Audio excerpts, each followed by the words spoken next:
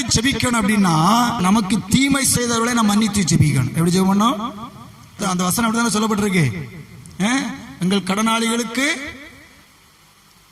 கடனாளிகளுக்கு நாங்கள் பொய் ஜெபம் பண்ணக்கூடாது. அல்லேலூயா சொல்லுங்க. அல்லேலூயா.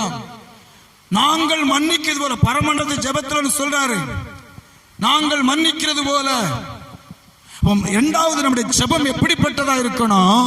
நமக்கு தீமை செய்தவர்களை மன்னித்து ஜெபிக்கணும். ஏன்? அவர்களுக்கு மன்னிக்கிற மனப்பக்குவம் இல்ல, நமக்கு மன்னிக்கிற மனசை கர்த்தர் கொடுத்திருக்கிறார், அந்த ஆவியை கொடுத்திருக்கிறார். நாம் மன்னித்து ஜெபம் பண்ண வேண்டும். அல்லேலூயா. எவனுக்கு அதிகமாய் மன்னிக்கப்பட்டிருக்கிறதோ அவன் அதிகமாக அன்பு கூற கடவன். நமக்கு அதிகமா மன்னிக்கப்பட்டிருக்கு, நாம் அதிகமா தேவனிடத்தில் அன்பு கூறுகிறோம்.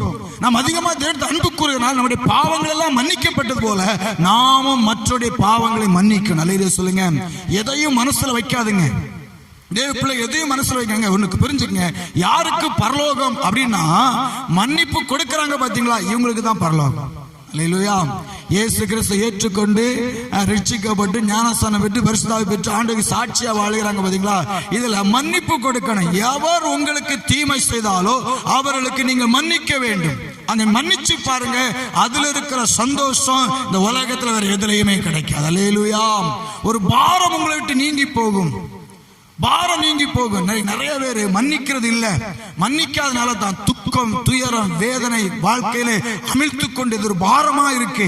பாரமா இருக்க இவங்க அமிழ்ந்து கொண்டு இருக்கிறாங்க. வாழ்க்கையில முன் மேல வர முடியல, ஆசீர்வாதத்துல உயர முடியல, கர்த்தரத்துல கிட்டி சேர முடியல. காரணம் என்ன தெரியுமா? மற்றவங்களை நான் மன்னிக்கல, அதற்கு மாற கசப்பையே வைத்துக் கொண்டு இருக்கிறபடினால் அந்த கசப்பானது நம்முடைய வாழ்க்கையில அது நமக்கு ஒரு விஷமாய் மாறி போகிறது.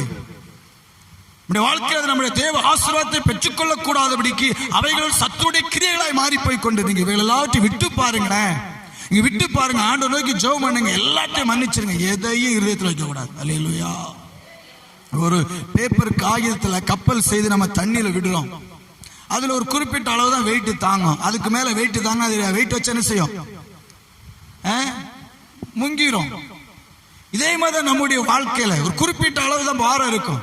இந்த பாரம் எதை குறித்து இருக்கணும் அப்படின்னா, நான் இன்னும் ஜெபிக்கணும், இன்னும் ஆண்டவரை கிட்டி சேரணும், ஆண்டவரை பார்க்கணும், அவர் வரல, அவரோடு கூட நான் மகிமையில எடுத்துக்கொள்ளப்படணும். இந்த பாரம் தான் இருக்கணுமே தவிர மற்றவங்க அதை செய்துட்டாங்க, இதை செய்துட்டாங்க, அப்படி பண்ணிட்டாங்களே, இப்படி பண்ணிட்டாங்களே நினைக்க கூடாது. அல்லேலூயா. அப்படி நினைச்சீங்கன்னா நம்ம தேவ நன்மையை பெற்றுக்கொள்ள முடியாது. ஏன் தேவ நன்மையை பெற்றுக்கொள்ள முடியாதுன்னு சொன்னால், இவைகள் வாழ்க்கையில நீங்கள் பெற்றுக்கொள்ள வேண்டிய நன்மைகளை தூரமாய் கொண்டு போயிட்டு இருக்கு. அந்த 15 வசனம் 14-15 வசனம் மறுபடியும் வாசிச்சு பாருங்க. மனுஷனுடைய தப்பிதங்களை நீங்க அவர்களுக்கு மன்னித்தா, யார் உங்களுக்கு தீமை செய்தார்களோ அவர்களுக்கு நீங்க மன்னிங்க. நீங்க மன்னிச்சு பாருங்க, நீங்க மன்னிங்க, ஆண்டவர் உங்களை ஆஸ்வதிப்பார். அல்லேலூயா. அந்த அவங்க செய்த தீமை அவங்க வாழ்க்கையில தான் இருக்கும், அவங்க வாழ்க்கையில தான் இருக்கு. ஏன்? வேதமே சொல்லும்போது சொல்லப்பட்டிருக்கு, மறைவான கண்ணிகளை வைத்தான், தான் வெட்டின குழியை தானே விழுந்தான். சொல்லுங்க, நமக்கு ஆண்டவர் நம்பி இருக்கிற நம்முடைய வாழ்க்கையில ஒருத்தர் நமக்கு விரோதமாக செயல்பட முடியாது. ஆதியாக 12:3 தானே ஆண்டவர் சொன்ன, உன்னை ஆசீர்வதிக்கிறவனை ஆசீர்வதிக்கிறவனை சபிக்கிறவனை சபிப்பேன். காரணம் இல்லா விடுகிற சாபம் உங்க மேல தங்காது. நீங்க மன்னிக்கிற மனப்பக்குவத்தோடு நீங்க ஜெபித்தீர்களானால், யாரு சாபம் போட்டா 2 கையச்சு மண்ணள்ளி போடட்டு, அது அவங்க வாழ்க்கையில தான் தங்குமே தவிர உங்க வாழ்க்கையில தங்காது. ஏன்? நம்ம ஆண்டவர் சாபத்தை ஆசீர்வாதம் மாற்றுகிறவர். கைத்தட்டி அல்லேலூயா சொல்லுங்க. அல்லேலூயா. நான் மன்னிக்கணும், நல்ல நான் மன்னிக்கணும். சிலுவையில இயேசு மன்னித்தார், சிலுவையில இயேசு மன்னித்தார். பிதாவே இவர்களுக்கு மன்னியும், தாங்கள் செய்யறது இன்னதென்று அறியல. அதான் விஷயம். நம்ம அறிஞ்சுக்கிட்டோம், நமக்கு அந்த அறிகிற அறிவை தேவன் கொடுத்துட்டாரு. நம்ம பாவம் செய்தோம், அந்த பாவத்தை நம்ம மீட்டு எடுத்தாரு. இப்ப நம்ம எல்லாம் அறிஞ்சிட்டோம். இப்ப அவங்க நமக்கு விரோதமா செயல்படுறாங்க. ஏன் படுறாங்க அப்படின்னா, அவர்கள் மெய் தெய்வத்தை அறியவில்லை. நம்ம அறிஞ்சிட்டோம். அல்லேலூயா.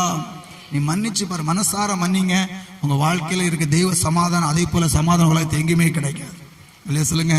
ஆனா நிறைய பேர் சொல்லுவாங்க, மன்னிச்சிட்டேன் ஆனா மறக்கல.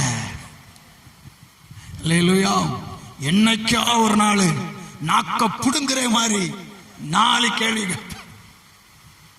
எப்படி நானும் யோசிச்சு பாக்குறேன். நாக்க புடுங்குற மாதிரி என்ன 4 கேள்வி கேட்பாங்கன்னு யோசிச்சு தெரியல. ஒண்ணு, நீ எல்லாம் ஒரு மனுஷனா? நீ சோத்த திங்கிறியா வேற எதை திங்கிறியா? 2 ஆச்சு. நீ யாரோ நான் யாரோ செத்தாலே என் முகத்துல 4 வார்த்தை முடிஞ்சு போச்சு. யாருங்க நாக்க செத்துட்டான்? அல்லேலூயா சொல்லுங்க, அல்லேலூயா.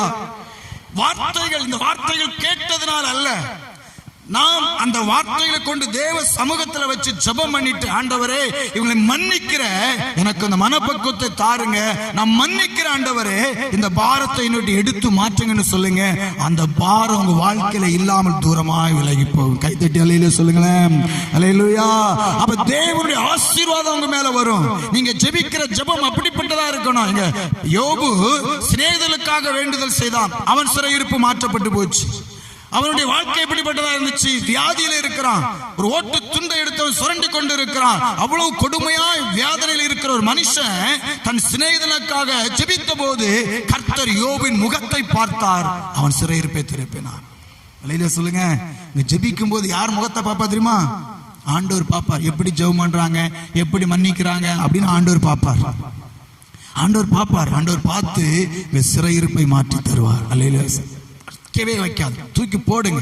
நான் இயேசுவின் பிள்ளை பாட்டு மட்டும் பாடும். நான் இயேசுவின் பிள்ளை, பயமே இல்லை. பொய் சொல்லி பாட்டு பாடப்படாது.